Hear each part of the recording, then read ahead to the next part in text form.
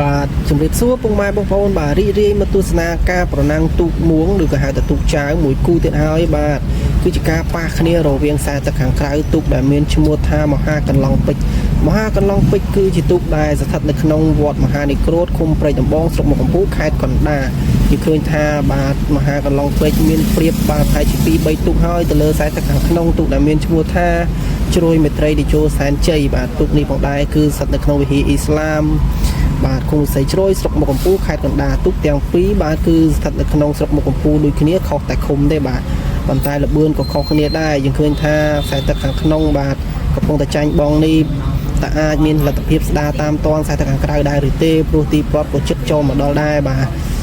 យើងឃើញថាខ្សែទឹកខាងក្រៅមហាកន្លងពេជ្រនោះគាត់មិនបន្ធូរបន្ថយឲ្យដៃគូទេបាទគឺគាត់កំពុងតែបន្ថែមជើងចាវទៀតហើយបាទជំហរនៃការចៅរបស់គាត់ពិតជាបាទស្រស់ស្អាតមែនទែនរួមទាំងនឹងសកម្មភាពទូកបាទល្បឿនថែមទៀតគឺកាន់តែអស្ចារ្យទៀតបាទ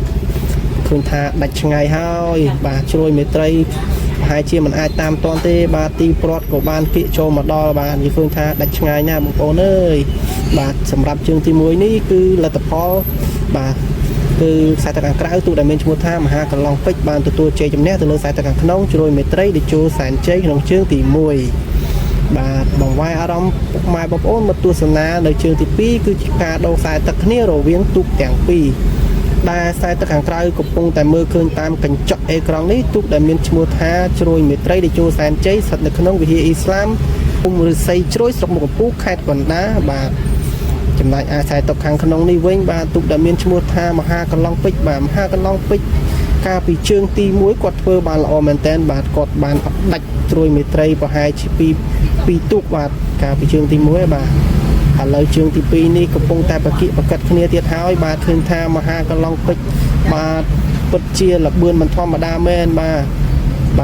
ប្រហែលជាទទួលជ័យជំនះទៀតហើយបាទមើលតាមសន្ទុះនៃការចៅបាទក៏ដូចជាល្បឿនរបស់គាត់ពិតជាមិនធម្មតាទេជើងទី2នេះជ្រោយមេត្រីប្រហែលជាមិនអាចតាមទាន់បាទខ្សែទឹកខាងក្នុងកន្លងពេជ្រនេះទេបាទទីប្រត់ក៏បានចូលមកដល់បាទ